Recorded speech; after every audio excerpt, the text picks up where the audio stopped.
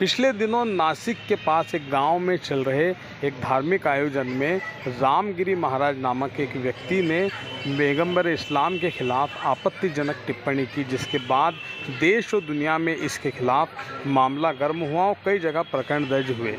मध्य प्रदेश के छतरपुर में भी इसको लेकर इसी तरह का एक मामला आया और यहाँ पर मुस्लिम समाज के लोगों ने इकट्ठा होकर थाने में आवेदन देने गए।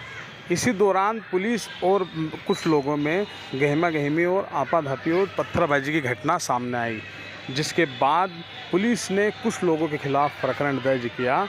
साथ ही वहां के पूर्व सदर का एक आलीशान मकान धराशाही कर दिया, जिसके बाद कांग्रेस सहित कुछ अन्य लोगों ने इसका विरोध दर्ज किया और मध्य प्रदेश कांग्रेस कमेटी के अध्यक्ष जीतू पटवारी के नेतृत्व में आज डीजीपी कार्यालय में एक ज्ञापन दिया।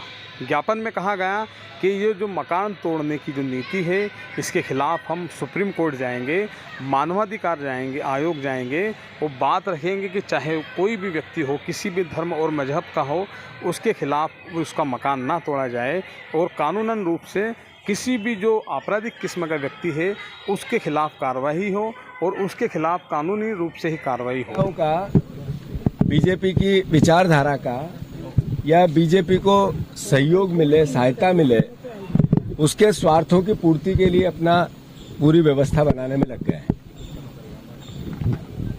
मध्य प्रदेश में न्यायिक शक्तियों का जितना दुर्व्यवहार हो रहा है उनके साथ देश में कहीं नहीं हो रहा है। संविधान की स्थापित न्याय प्रक्रिया है जिसको नजरअंदाज करके बुलडोजर प्रवृत्ति मध्य प्रदेश में जो आई है, ये मैसेज क्या है? ये मैसेज है कि अदालतों के कानून के संविधान के परंपराओं को हम नहीं मानते। कोई भी अपराधी अपराध करता है, कानून उसके साथ जो नियम सम्मत कानून है उसके हिसाब से काम करता है, करना भी चाहिए। पर दहशत बना के, डरा के बीजेपी के स्वार्थ को सिद्ध करना और इस तरह की भावना व्यक्त करना कि हम जो चाहेंगे करेंगे, ये स्वस्थ लोकतांत्रिक प्रक्रियाओं का हिस्सा नहीं है। छतरपुर की घटना राजनीतिक घटना नहीं है, सामाजिक घटना भी नहीं है, ये संवैधानिक घटना है। वो चाहे ग्वालियर की बात हो, चाहे भिंड और मुरैना की बात हो, वहां यादवों के मकान गिरा दिए गए, या उज्जैन में जायसवाल का मकान गिरा दिया, या अलग अलग जगह पे मकान गिराने की प्रवृत्ति, मैं मानता हूं कि जो मानव अधिकार है उनके भी उल्लंघन का हिस्सा बनती है।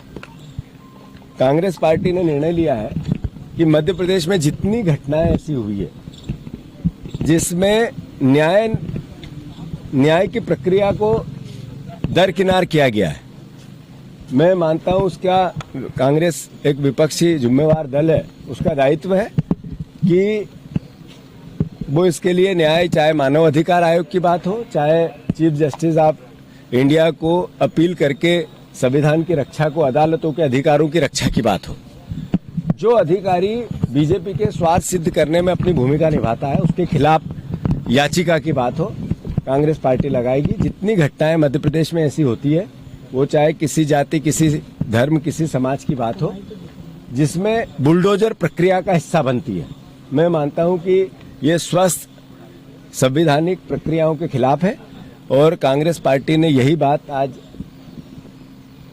यहाँ के पुलिस प्रशासन को समझाने की कोशिश की। अपराधियों के खिलाफ कानून काम करे, इसमें कोई किसी प्रकार की कोताही नहीं है, पर शांति के नाम पे दहशत बनाना ये एक अच्छा राज्य चलाने की प्रक्रिया का हिस्सा नहीं। दूसरा, जो अधिकारी इन प्रक्रियाओं में लिप्त होगा शासन और बीजेपी के स्वार्थ सिद्धि के लिए, नेचुरल है, स्वाभाविक है कि उन अधिकारियों को भी सजा मिलनी चाहिए। हम उनके खिलाफ सुप्रीम कोर्ट में याचिका लगाएंगे और मानव अधिकार आयोग भी जाएंगे। मैं मानता हूं कि सर्विस रूल के नियमों का पालन कर्मचारी करें, इस भावना का हमने उनसे निवेदन किया है। थाने पे जो टीआई होता है, अब उसको एसपी के आदेश की जरूरत नहीं है, उसको वहां के विधायक के आदेश की आवश्यकता है। थाने पे जो जिले में एसपी बैठा है उसको वहां के मंत्री के आदेश की आवश्यकता है, बीजेपी के नेताओं के आदेश की, उसको डीजीपी के आदेश की आवश्यकता नहीं।